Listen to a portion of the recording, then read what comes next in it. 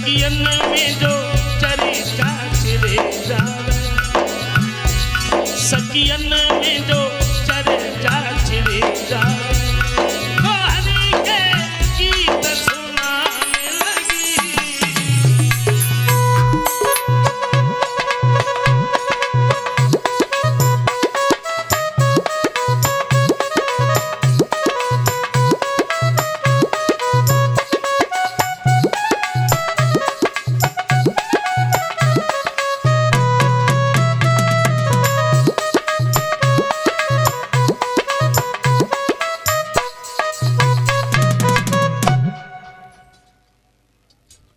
चलते फिरते सोते जगते उठते बैठते हमेशा श्याम सुंदर का ही नाम लेते हैं।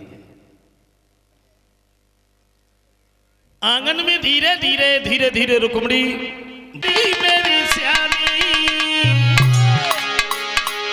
और बरियों की सुता हुई गई है रे के सोच रही महाराज।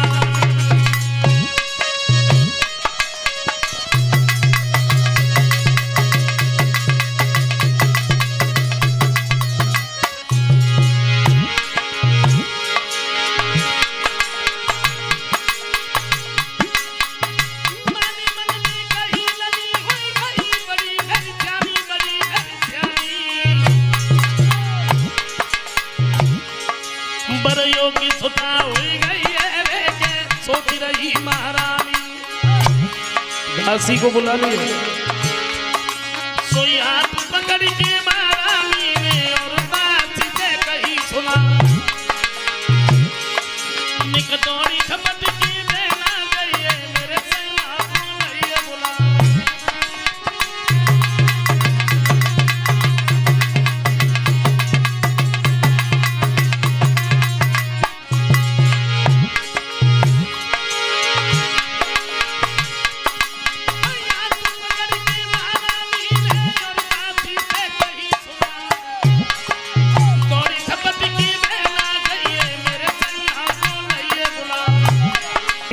महाराज घर पर आए,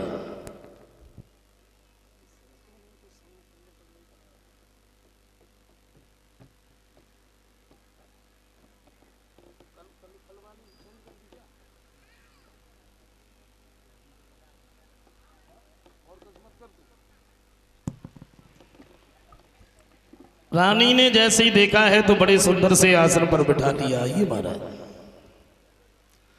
महाराज भीष्मक ने पूछ लिया तुमने हमें काहे को बुलाया? बोले महाराज बेटी घर में शादी के योग्य है और मैं ये चाहती हूं कोई अच्छा सा लड़का खोज करके अपनी बेटी का विवाह कर दूं।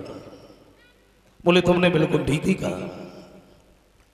आदि हम दरबार में जाएंगे, सबसे ये सलाह मिलाएंगे, जिस जगह पर सब लोग बताएंगे, अच्छे विचार होंगे, समाज में जिसका नाम होगा लोग सम्मान करते होंगे, बस हम उसी के साथ में अपनी बेटी का विवाह करें।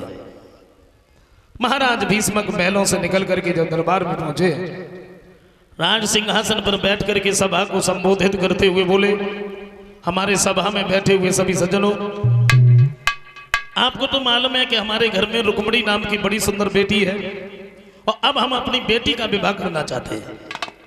आप लोगों की नजर में कोई अच्छा सा लड़का जो हमें बताओ जिससे हम अपनी बेटी रुक्मणी का विवाह कर सकें।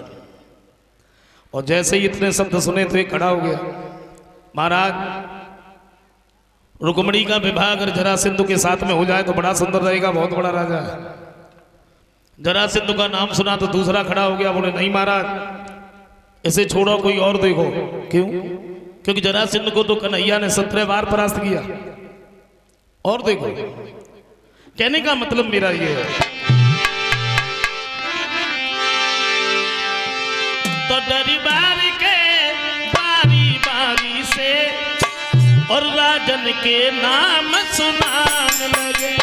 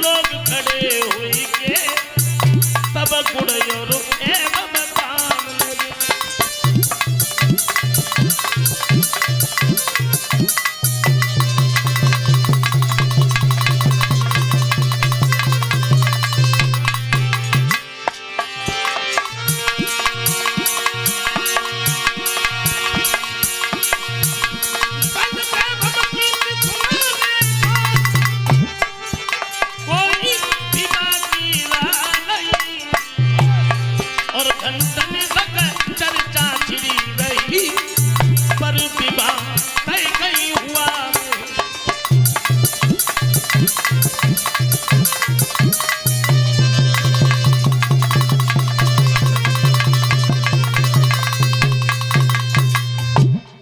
सुबह से शाम हो गई लेकिन ये तय नहीं हो पाया कि रुक्मिणी का विवाह हम करें तो किसके साथ में करें।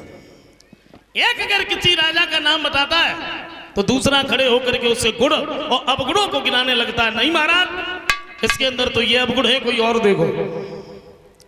महाराज भीष्म कहते हैं सोचो और हमें बताओ। अरे जब भगवान ने मेरे घर में बेटी दी है तो कोई ना कोई लड़का भी दिया होगा। भीष्म का सबसे छोटा वाला लड़का बैठा था, कहने लगा पिताजी कहिए क्या मैं भी कुछ बोल सकता हूं? बोले क्यों नहीं, तुम्हारी नजर में कोई लड़का हो तो तुम बताओ, है कोई लड़का? वो कहने लगा पिताजी मेरी बहन का विवाह अगर श्याम सुंदर के साथ में हो जाए तो बड़ा सुंदर रहेगा। कन्हैया का नाम सुना, सभा में तालियां बजने लगी, बाजी वाह। कृष्ण का तो किसी ने नाम ही नहीं लिया।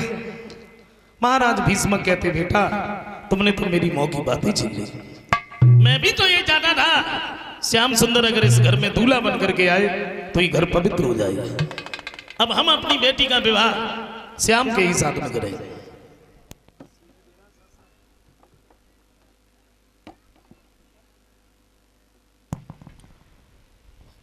और तब तक बड़ा वाला लड़का आ गया। रुको, जवाब दिया पिताजी क्या कह रहे हो? हम अपनी बहन का विवाह उस ग्वाले के साथ में कर दें जिसके तो माता पिता का भी ठिकाना नहीं है। कोई वसुदेव देवकी का लड़का कह रहा है, कोई नंद बाबा यशोदा का लड़का कह रहा है उसके साथ में नहीं। तो भीष्म कहते हैं बेटा इसमें क्रोध करने की क्या बात है? अभी केवल बात ही तो चल रही है, शादी तो हुई नहीं। कोई बात नहीं, तुम्हारी नजर में कोई लड़का हो तो तुम बताओ, है कोई लड़का? रकम कहने लगा पिताजी मेरी नजर में लड़का है? हाँ बहुत बड़ा राजा है और सच बात तो यह है कि तुम्हारे जैसों को तो नजदीक भी नहीं बैठने देगा। ऐसा कौन सा राजा है? अरे बोले हमारे घर पर आता जाता रहता है लेकिन तुम्हें ध्यान नहीं आ रहा। घर पे आता जाता रहता है हमें ध्यान नहीं आ रहा। भाई उसकी पढ़ाई करते रहोगे या नाम भी बताओगे हम भी तो सुने। रकम कहने लगा क्यों नहीं बताएंगे, जरूर बताएंगे।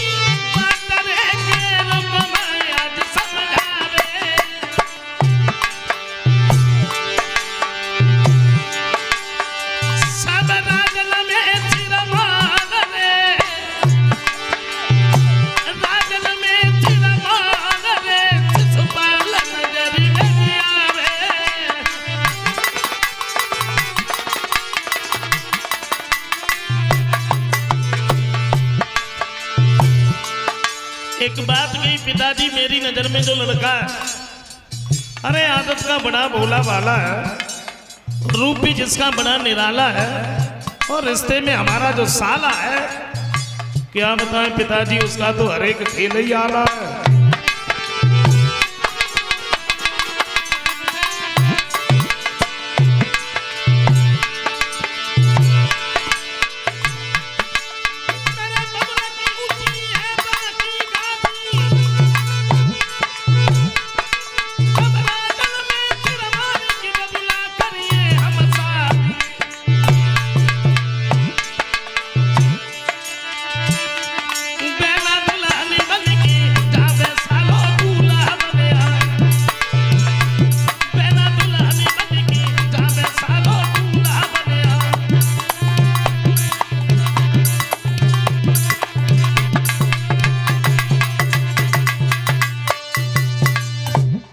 मेरी बहन का विवाह शिशुपाल के साथ हो जाए तो बड़ा सुंदर है।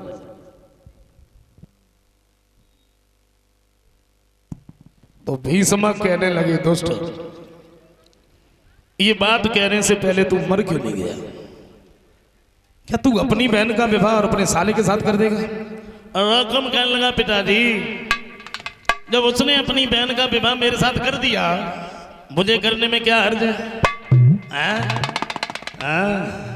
बोले बेटा, मेरे घर में 2-4 लड़कियां नहीं, अकेली रुक्मणी है, तुम्हें हो क्या गया? श्याम सुंदर अगर इस घर में दूल्हा बन करके आए तो ये घर पवित्र हो जाएगा, मान लीजिए मेरी बात।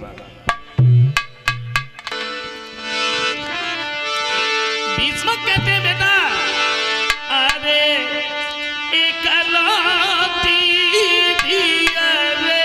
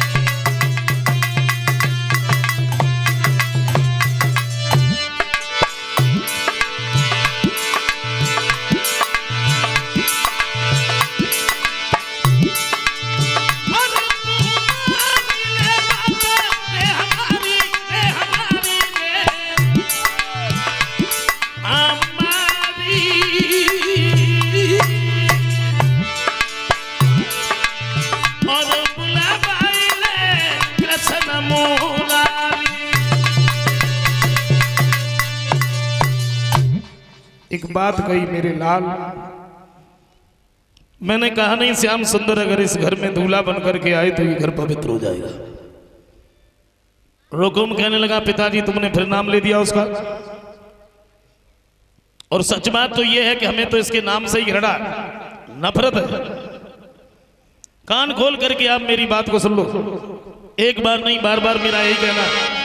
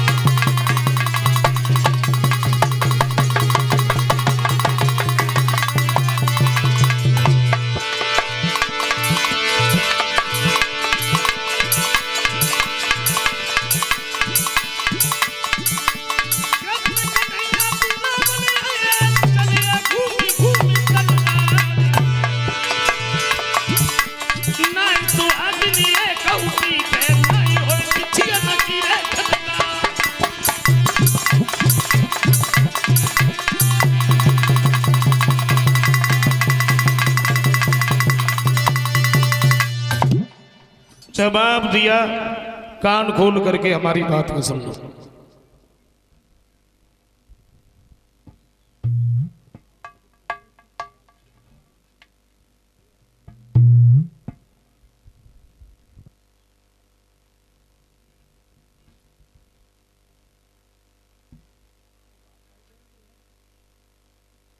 हमें तुमसे यही उम्मीद थी, तुम हमारी बात को नहीं टालोगे।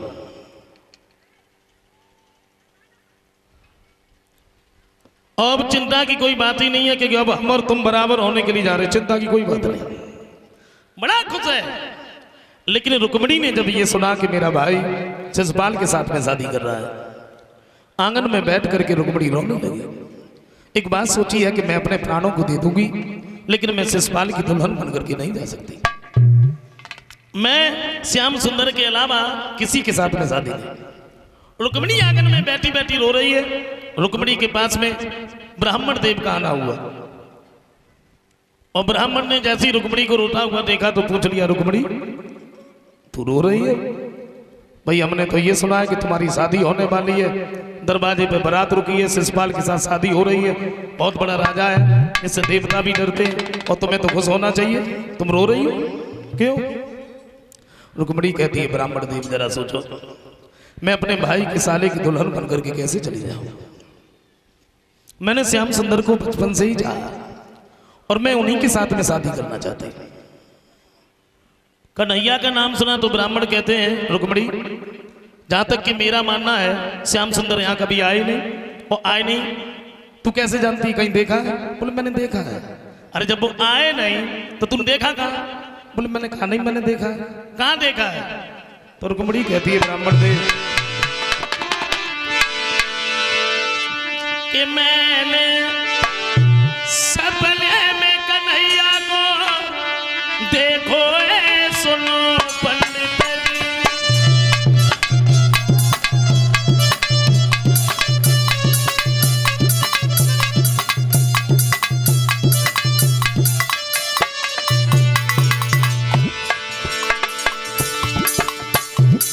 रुक्मिणी कहती है, ब्राह्मण देव मैंने सपने में देखा। ब्राह्मण बोले, लली वैसे ही मरी जाती, सपने को अपने होता। अच्छा एक बात बता, तूने देखी या कुछ कही? बोले कही। का कही? तो बोली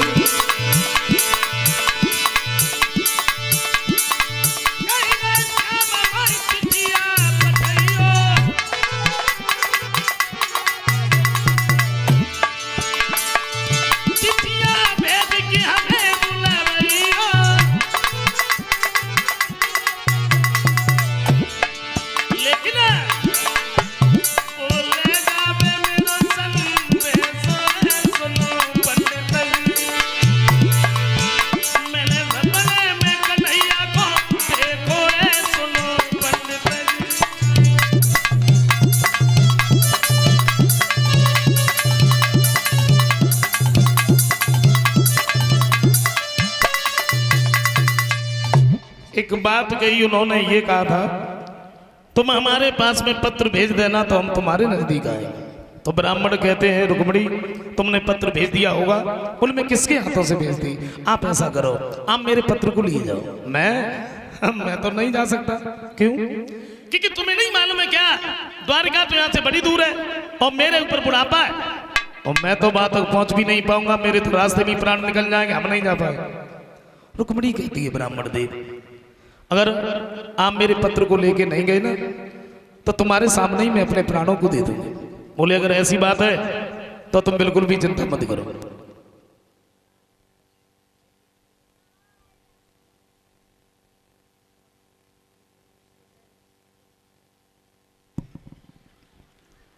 एक बात कही है, तुम पत्र लिखो और हम तुम्हारे पत्र को लेके जाए। पहुंच गए तो पहुंच गए, ना पहुंच गए तो पहुंच गए, लिखो। और रुक्मिणी आंगन में बैठ करके सोचने लगी, श्याम क्या लिखे? मेरा भाई शिषपाल के साथ में शादी कर रहा है और वो बारात लेके भी आया है। मैं अपने प्राणों को दे दूंगी लेकिन मैं शिषपाल की दुल्हन बन करके नहीं जा सकती। आंगन में बैठ करके रुक्मिणी सोचने लगी कि नहीं है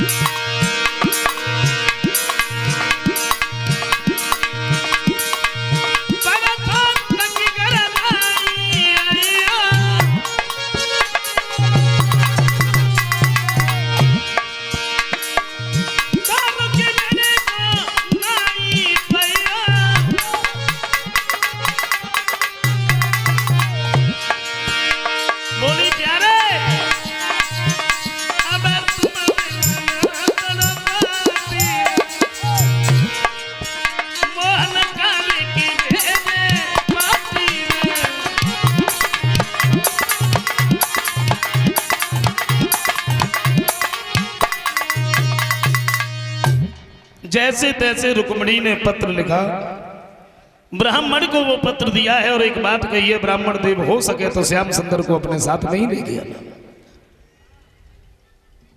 ब्राह्मण जो रहे रुक्मिणी के पत्र को लेके वहां से आगे बढ़ गए, लेकिन इनके ऊपर बुढ़ापा था, पैदल चला नहीं जाता। वही कभी ये कहते हैं कि बुढ़ापे में चाहे कितना भी सुख हो लेकिन सुख नहीं होता। बुढ़ापे में कोई साथ भी नहीं देता, और भला जब शरीर ही साथ छोड़ देता है तो दूसरे भी क्या साथ दें। चार पंज पीछे लगे होते हैं, बचपन, जवानी, बुढ़ापा और मौत। लेकिन कभी कहते हैं जो सुख बचपन में था वो दोबारा कभी लौट के नहीं आया, जो सुख बचपन में था। बचपन में जिसका सम्मान करना चाहिए था उसका अपमान कर दिया, जिसका अपमान करना चाहिए था उसका सम्मान कर दिया। जो वस्तु खाने की लायक थी वो भी खा ली, जो नहीं खाने की लायक थी वो भी खा ली। कहीं पर भी जाते रहे, कुछ भी करते रहे, हमें किसी ने बुरा नहीं बताया बचपन में। और बचपन कब बीत गया हम जान ही नहीं पाए। जवानी आ गई, और जवानी ने कभी किसी से सुख से सोने नहीं दिया, बैठने नहीं दिया।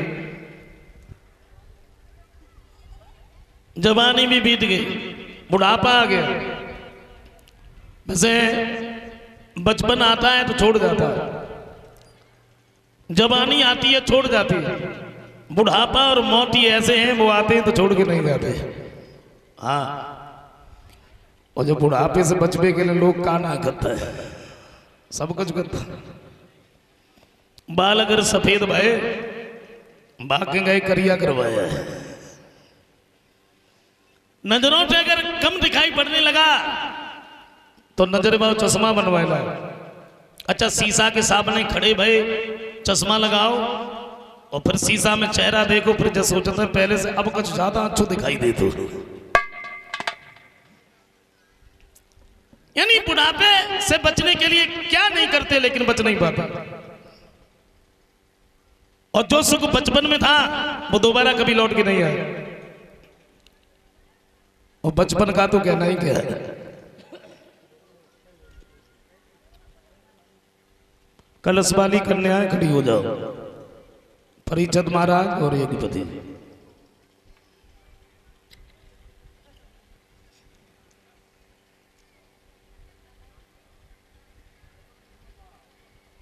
मैंने एक पुस्तक में ये लिखा देखा, एक विद्वान ये कहते हैं कि जिन बुजुर्गों को ज्यादा दिन जीने की इच्छा हो वो बच्चों में खेलना शुरू कर दें। जिन बुजुर्गों को ज्यादा दिन जीने की इच्छा हो वो बच्चों में खेलना शुरू कर दें। और बच्चे तो सबके अच्छे होते हैं, बच्चे मन के बड़े सच्चे होते हैं, ऐसा तो मेरा भी मानना है। आप कितने भी टेंशन में हो, कितने भी टेंशन में क्यों ना हो, आप किसी के पास मत बैठो। दो चार छोटे छोटे बच्चे जहां खेल रहे हो आप उन्हीं के नजदीक बैठ जाओ। केवल बैठे बैठे उन्हें आप देखते रहो, बोलो कुछ मत, देखते रहो। और थोड़ी देर के बाद में टेंशन फ्री। हाँ, उनके कारनामे ही ऐसे होते हैं। और मैं तो बैठा रहता हूं बच्चों में, बड़ा अच्छा लगता है। और बच्चों की एक बात नहीं अनेकों बातें मेरे दिमाग में ऐसी हैं, कभी एकांत में अगर बैठे हैं ध्यान आ जाता है तो अकेले ही हंसी आ जाती है। एक नहीं अनेकों बातें। अच्छा, एक दिन की बात बताए, कथा कह के घर पे जा रहे थे, सो रास्ता में गांव पड़ो, गांव जैसे निकले सो भाई हैंडपंप लगो रहे, हमने गाड़ी रुकवाई। मैंने सोची चलो पानी आनी पी ले, बाकी बाद में चले। बिल्कुल सच बात है, कोई बनावटी बात नहीं है। और भाई हैंडपंप के नजदीक तो छोटे छोटे बच्चा खेल रहे थे, और जैसे ही उन्होंने गाड़ी रुकी देखी, अच्छा एक ने सीधे हाथ करे ऐसे, और मोटरसाइकिल में जैसे पैर से किक लगाते हैं, सुबह ने किक मारी और मुंह से आवाज करी, वो बात टाटो को भागो, ज्यादा ना है, थोड़े आगे गो और खड़ो भाई। अच्छा, एक दूसरा बच्चा उसके पीछे था, वो भी पीछे से भागा। अब वो हाथ करे सीधो खड़ो, पीछे भाई ने पूछ लिया खड़ो क्यों भाव, और सोई वो दौड़ पर छट तो ना मालूम तेल खत्म हो गो।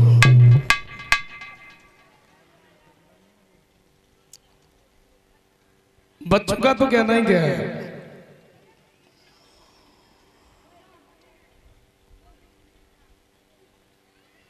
एक बार की बात बता, एक बात तो ध्यान आ रही है, यहां गांव की बात है, शायद सावन का महीना था और गांव के दो छोटे छोटे बच्चे थे, हम यहाँ सड़क पर ही बैठे थे,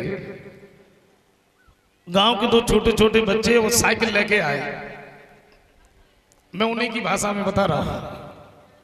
अच्छा, इतने बड़े नहीं थे जो उनके पैर तो हाथ रहे थे गद्दी से, वो बीच में पैर डाल के चलाए रहो तो एक दूसरे को बैठ दो पीछे, और बरसात में मेढक तो निकल ही आता है। और जैसे ही रोड पे साइकिल लेके जा रहे हो तो अच्छा जातर पात्र पानी भरो रहे, सो एक बड़ो से मेढक निकल के और साइकिल के सामने पहुंचे, वो कूदे। अच्छा, जो चला रहे हो तो बांध ना देख पाओ मेढक है, और जो पीछे बैठो रहे बांध देख लो, और जैसी बांध देखो सामने मेढक है सुबह पर, बोले मुड़ता मुड़ता।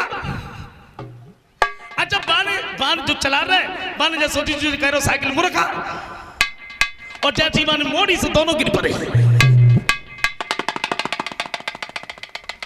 बच्चों का तो कहना ही क्या है, बचपन बीत गया, जवानी आ गई, जवानी में सुख से बैठ नहीं पाए, सो नहीं पाए, और बुढ़ापा देखो, जवानी में घर बनवाया, बैंक में पैसे डाले, गाड़ियां खरीदी, और जब बुढ़ापा आया तो उन्हीं बच्चों ने उस घर से चारपाई बाहर निकाल दी, और भूख लगी तो एक बात कह के गए, बोले जब भूख लगे ना तो अंदर मत जाना, यहीं से किसी को बुला देना। बुढ़ापे में हर एक नफरत करते हैं, और अब तो हमें ऐसा लगता है बचपन के बाद में डायरेक्ट बुढ़ापा आता है, जवानी तो आती नहीं है। हाँ, कभी कहते हैं क्या कि चली जा रही है भैया उम्र धीरे धीरे,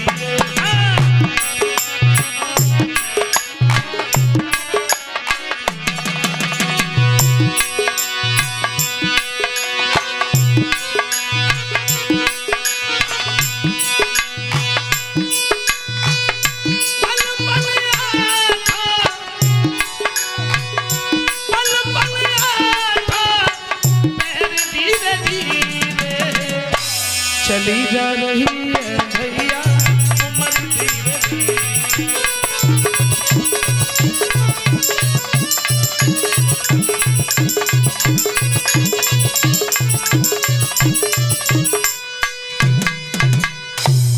ब्राह्मण के ऊपर बुढ़ापा था, और जब ब्राह्मण के ऊपर बुढ़ापा था पैदल चला नहीं रहा था, और जब पैदल नहीं चला गया क्या देखा, एक बड़ी सुंदर बगिया है, तो मन ही मन में ब्राह्मण ने एक बात सोची, क्या कि दोपहरी छोटा बगिया है, अरे दोपहरी बिलमाई जाई बगिया में दोपहरी बिलमाई।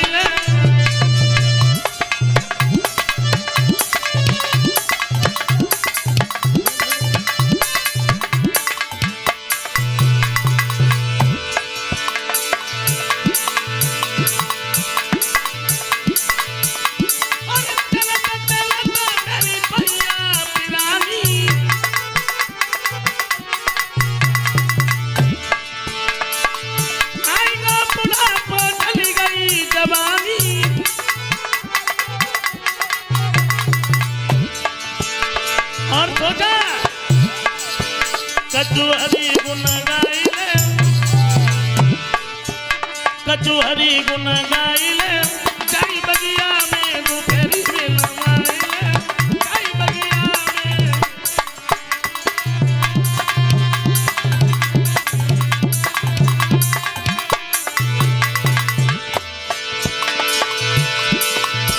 हुआ क्या,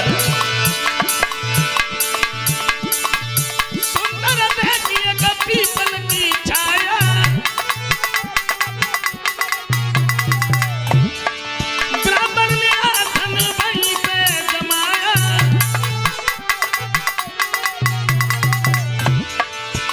और सोचा जो लाए हो सो खाइले,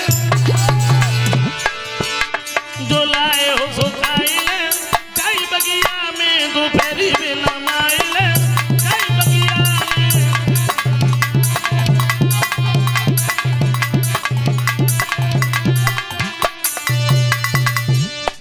ब्राह्मण ने आसन लगाया और ब्राह्मण उसी जगह पर सो गए। कन्हैया ने देखा कि ब्राह्मण तो हमारे पत्र को लेके आए रहे, अगर इसी तरीके से सोते रहे तो भाई द्वारिका में आने में बड़ा समय लगेगा। योग माया के द्वारा ब्राह्मण को द्वारिका में उठवा लिया। ब्राह्मण जब द्वारिका में पहुंचे, बलराम की सभा लगी हुई थी। सबने उठ करके ब्राह्मण का बड़ा सम्मान किया। उसके बाद में बलराम ने पूछ लिया, कहो ब्राह्मण देव कैसे आना हुआ? तो ब्राह्मण कहते हैं, भैया तुम हमें जब बताओ, तुम लोगों ने कन्हैया कौन से?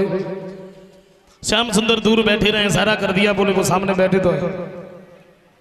और जैसे ही ब्राह्मण ने देखा तो मन ही मन में एक बात सोची, अबे तक तो देखो ना, तो जब मालूम पड़ दिन कितो सुंदर हो। हमारी समझ में जन आया तो भला रुक्मणी में देखूंगा।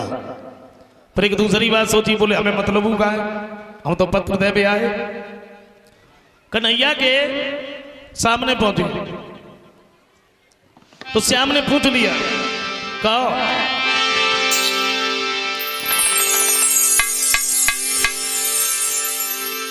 कहां से आए? तो ब्राह्मण बोले, दया निधे में कुंदनपुर से आया, और रुकी मेरी चरण की तेरी है, संदेशा उसका लाया।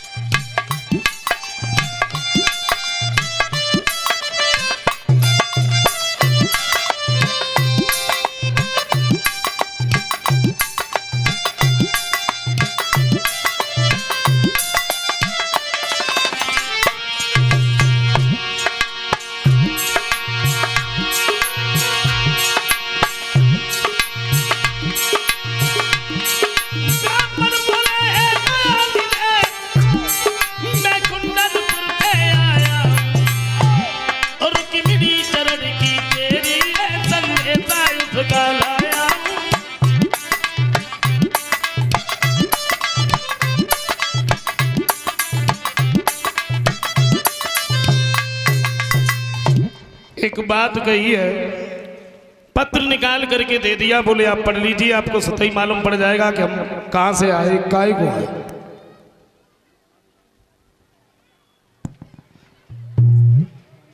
और जैसे ही पत्र खोल करके पढ़ा,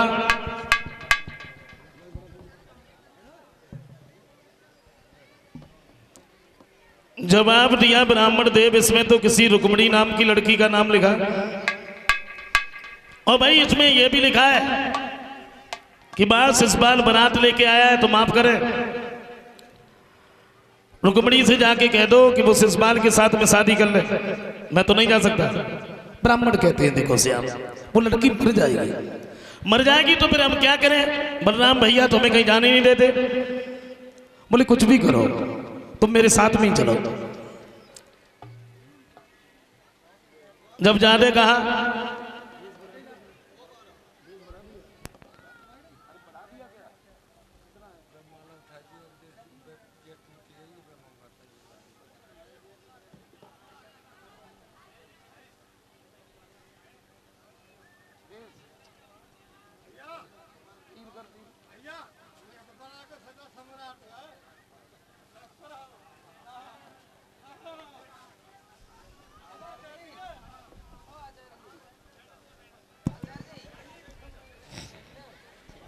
समझाया है।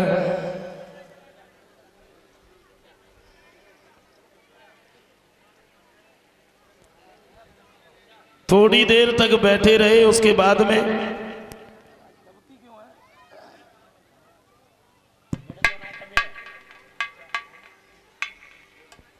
चलबे के नहीं जब तैयार भाई। ये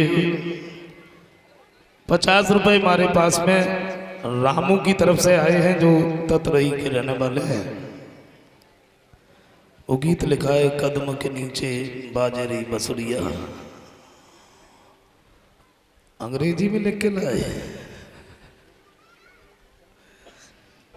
50 रुपए आए हैं खल्लू की तरफ से,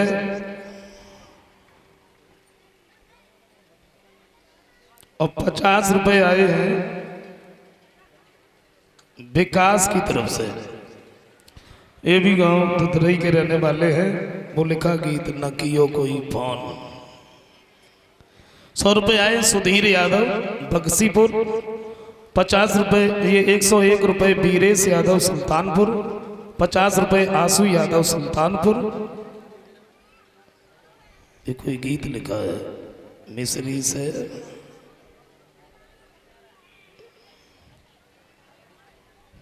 सतबीर सिंह सोनाब श्री भीकम सिंह नंगला चंदन। 10-10 रुपए एक एक टिफिन कलश वाली कन्याओं को और हमारे सभी साथियों को 10-10 रुपए भेंट कर रहे हैं। संत महात्माओं को 10-10 रुपए भेंट कर रहे हैं। 51 रुपए हमारे पास में। आप कोई बात नहीं बोल लो, कीर्तन बोल लो। आप वही बोल लेते हैं, थोड़ा लेके आए।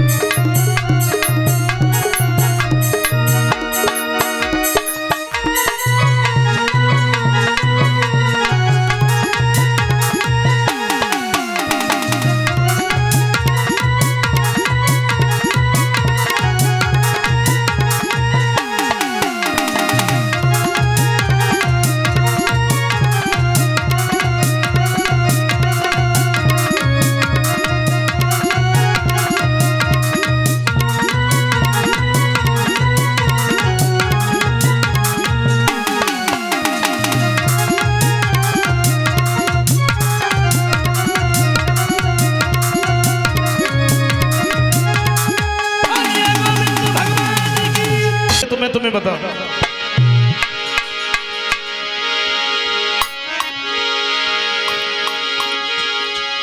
अरे दिल के बाजार में दौलत नहीं देखी जाती, प्रेम हो जाए तो सूरत नहीं देखी जाती, प्रेम हो जाए तो सूरत नहीं देखी जाती।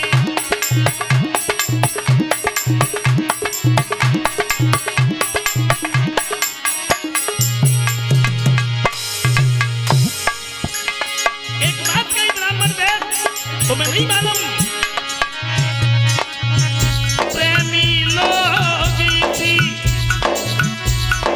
ब्रज पे दिया करते हैं, प्रेम के नाम पर जो प्राण दिया करते हैं। अरे क्या बुरा करते हैं जो प्रेम में दिल देते हैं, अपने प्रेमी को भला क्या न दिया करते हैं, हृदय को चीर के कांटों से दिया करते हैं।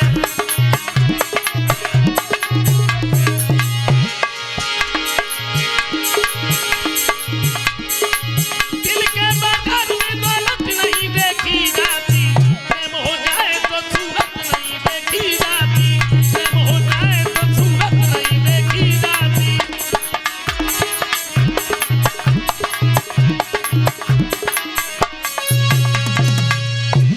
ब्राह्मण बोले चुप रहो, वैसी मरी जाती है। श्याम सुंदर अकेले आए और ज्यादा मोटू ताजो ना जो बाइक देखूं डरा जाए, वैसी मरो सुधारो।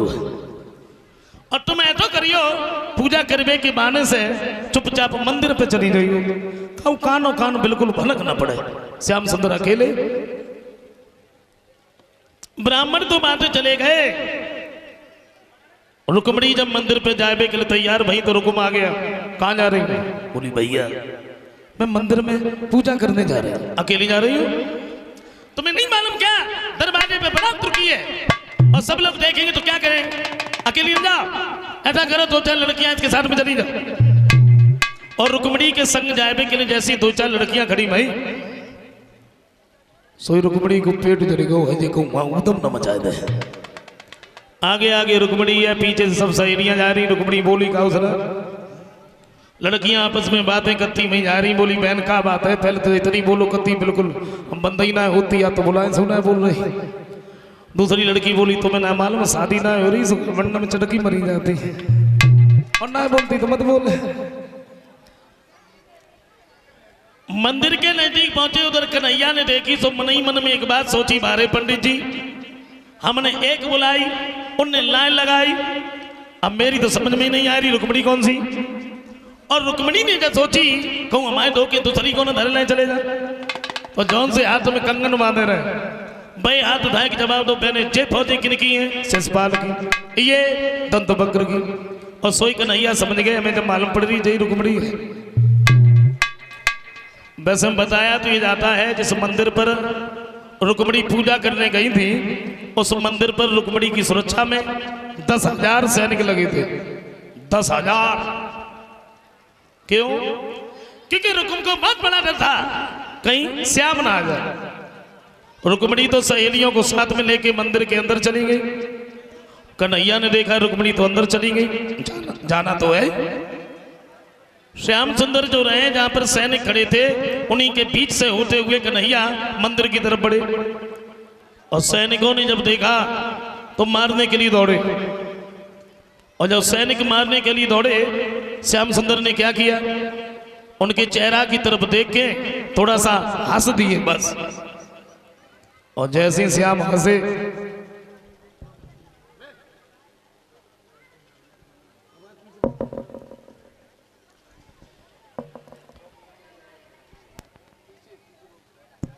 जैसे श्याम हंसे ये मारना तो भूल गए, सुंदरता देखने लगे। एक बोला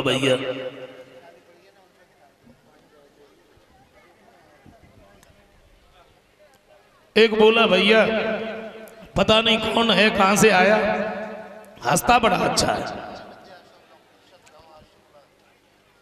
दूसरा कहने लगा हंसी देखते रहोगे क्या, चरण पादुका देखो, चरण पादुका कितनी सुंदर है। तीसरा कहने लगा थोड़ा पीतांबर तो देखो, किसी ने नहीं रोका। और रोके भी कैसे, क्योंकि कन्हैया की हंसी में ही तो सब कुछ है। और जहां श्याम हंसे समझ लो सब। हाँ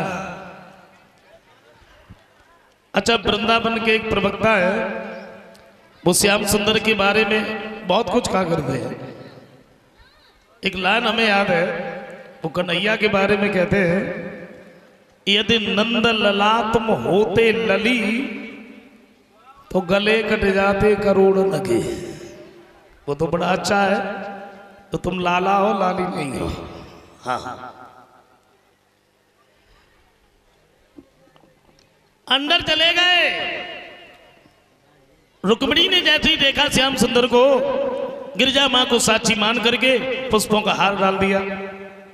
अब कन्हैया ने देखा अभी तो अकेले थे, तब तो निकल आए, अब नहीं जा पाएंगे और जाना तो है।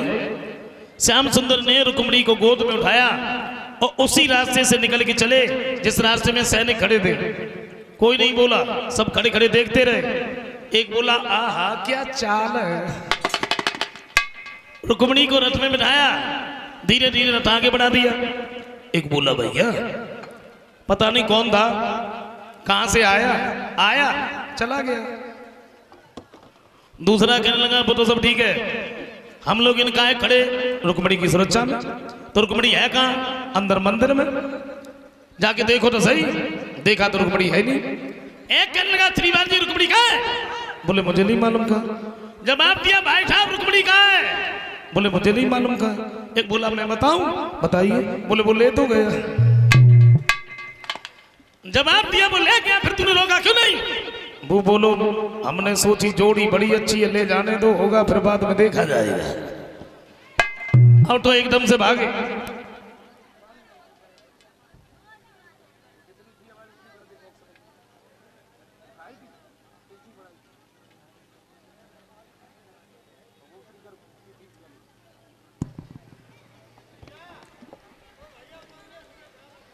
समझाया है, वहां से भागे, रुकुम के नजदीक पहुंच गए। सारी बात क्या सुनाई। रुकुम भागा, कन्हैया ने थोड़ी दूर रथ चलाओ, खड़ो कर लो। रुक्मिणी बोली थोड़ा जल्दी चलो। क्यों, बोले मेरा भाई आ जाएगा। श्याम सुंदर बोले बाहर से तो घोड़ा भाग के आ जा, से फिर भगा के ले जा। आ जान दो भैया।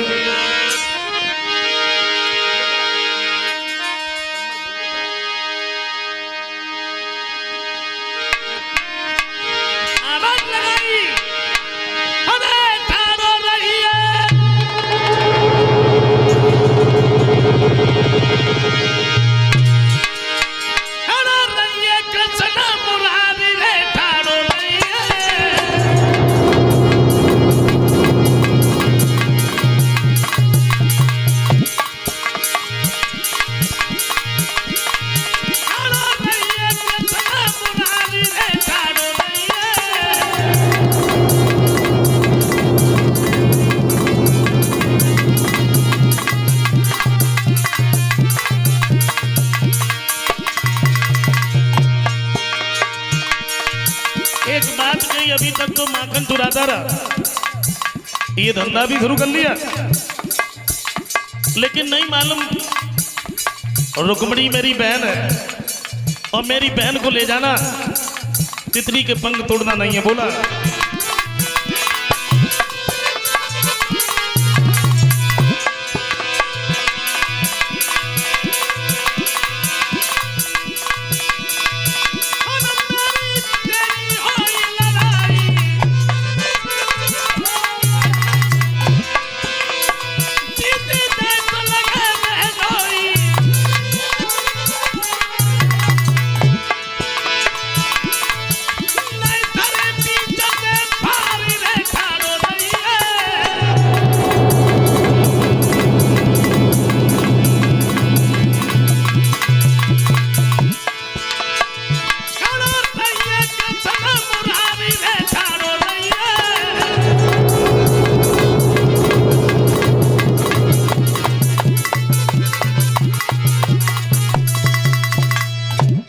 एक बात कही,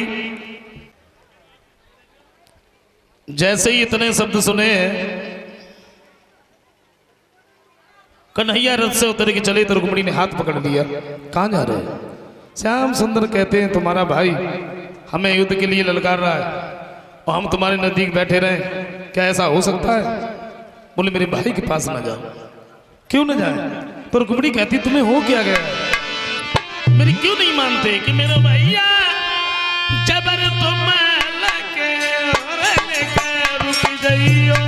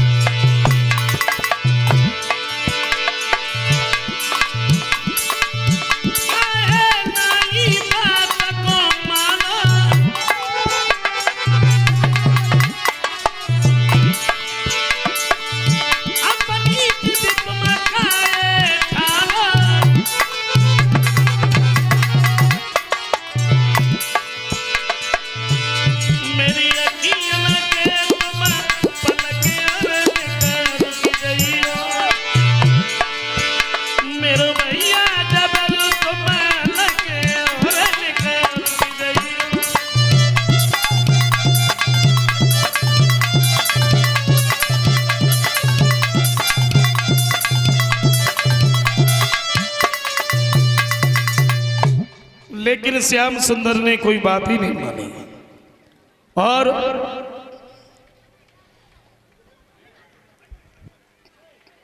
कन्हैया में और रुकुम में मल्लयुद्ध हुआ। कोई पेश नहीं गई, रुकुम को उछाल करके जमीन पर पटक दिया। तलवार लेकर के मारना चाहे तो रुक्मिणी ने हाथ पकड़ लिया, मेरे भाई को न मारो, अगर तुमने मेरे भाई को मार दिया तो संग की सहेलियां हमें चैन नहीं लेने देंगे। समझाया है?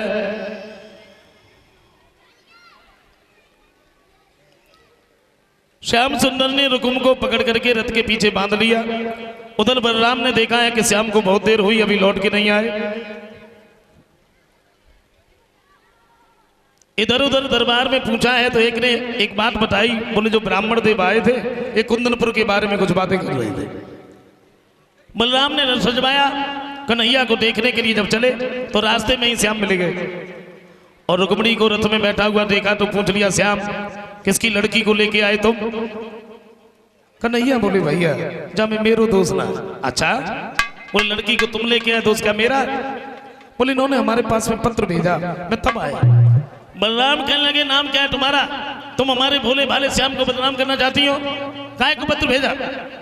का मेरा नाम रुक्मिणी है, मेरा भाई अपने साले के साथ में शादी कर रहा था और मैंने श्याम को बचपन से चाहा, इसलिए मैंने पत्र भेजा।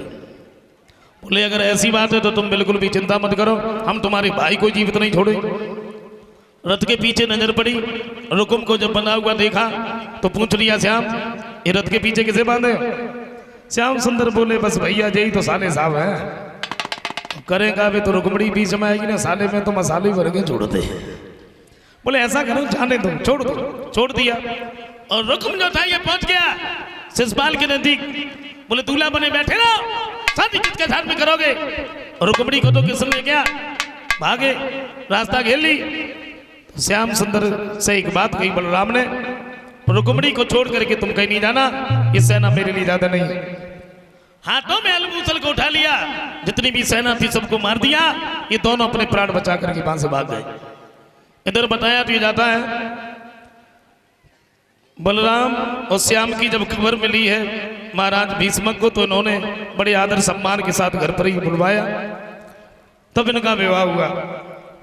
और जब विवाह हुआ तो कुंदनपुर की जो नारियां रहे गाली देती हुई बोली, ये कुछ पुरस्कार है बता दे रहे जल्दी जल्दी में। 101 रुपए आए हैं। लोकेंद्र सिंह फौजी जो गांव कठिंगरा के रहने वाले हैं, वो गीत लिखा है भारत शान पे मरू है। ये कलश वाले कन्याओं को 20-20 रुपए,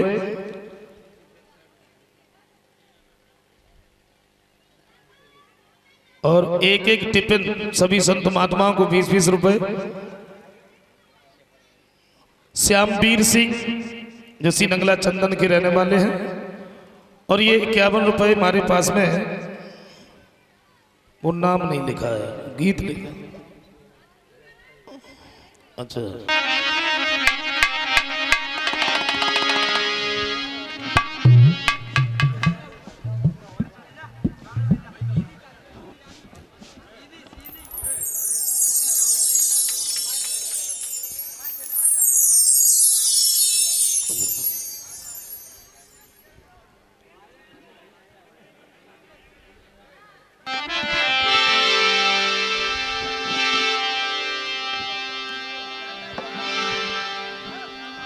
उधर श्याम सुंदर को गालियां दे रहे हैं।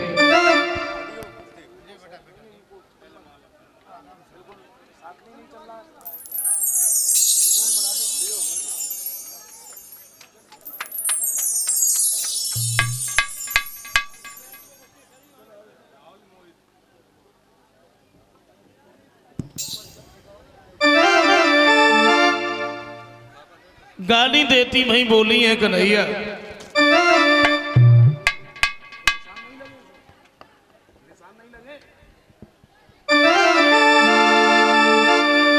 अरे मोरा मुकुट फिरवा दिलला तुम और तू बाप न के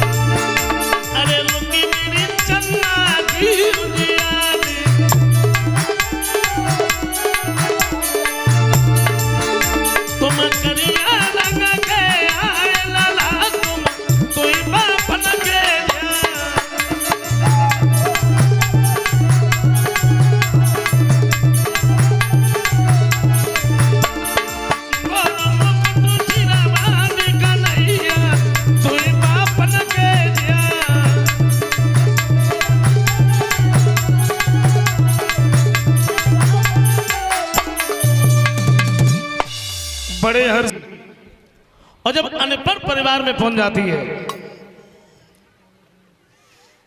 तो वो एक दिन अपने पति से बोली है 1 लाख। बोले ऐसे थोड़ी रह पाए, फिर बोले ऐसा करो मैं जो बता रही हूं आप उसे नोट करिए, मार्केट से लेके आओ। तो पति बोले बताओ तो सही, हम पढ़े लिखे ना है तो क्या कहूँ, पढ़े लिखे को ले गए तो तब ले आए, हम कौन सी बड़ी बात है। बोली 1 लाख। और गदी तिलक की साड़ी ला दे, रेशम की सलवार मंगा दे, रेशम की सलवार, रेडीमेड को होए दुपट्टा, तारो रूमाल की चप्पल एड़ीदार मंगाऊंगी।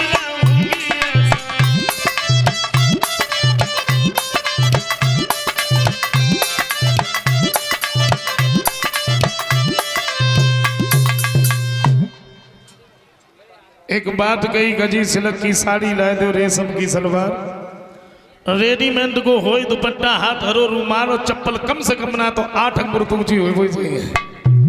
पति बोले जा में कौन सी बड़ी बात है। अरे कब पढ़े लिखे को ले बोले का गौर सुनो बढ़िया तो एक क्रीम पाउडर साबुन अलग से मंगाओ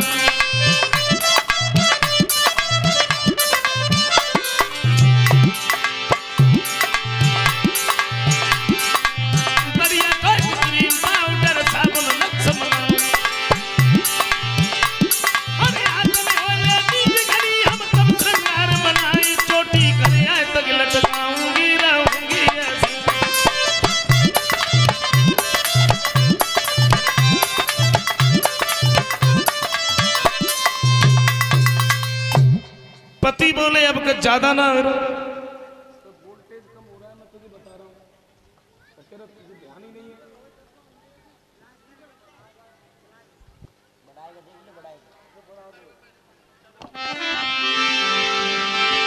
बे बोली अबे काबो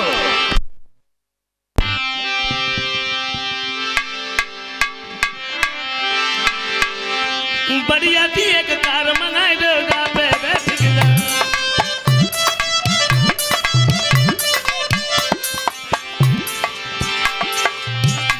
एक कार मंगाए देगा पे बैठ गया और पिक्चर हाल में देख सिनेमा वापस घर को आवे पैर सास पे दबाऊंगी रहूंगी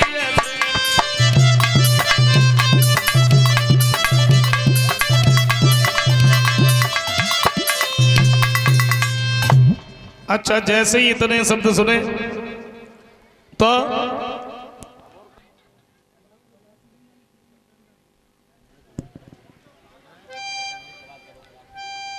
बोले तब से तो हम बैठे बैठे सुन रहे हैं लेकिन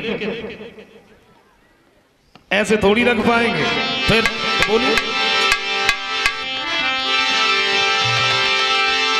और मेरे संग रहना चाहे बन जा नारी किसानी रानी बन जा नारी किसानी रानी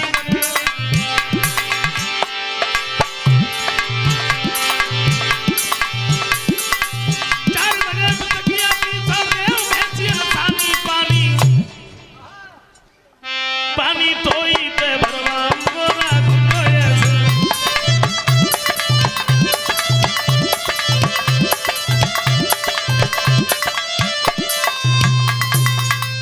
वो कहने लगी मैं पढ़ी लिखी हूं मैं ये सब कैसे कर सकती बोले अब क्या होगा और सुनो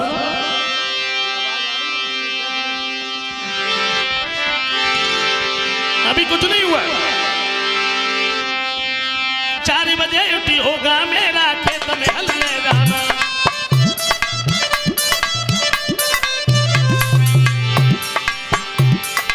4 बजे उठी होगा मेरा खेत में हल ले जाना 8 बजे से पहले पहले लेके गले आना खाना कोई पे बनवाऊं गोरा घुंगोए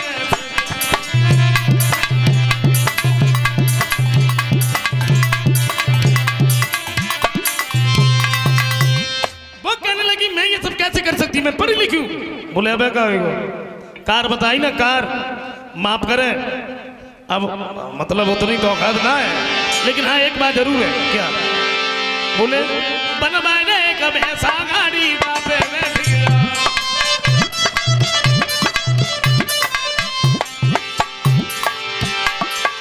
बनवाने कब ऐसा गाड़ी बापे बैठ गया और पिक्चर हॉल में नहीं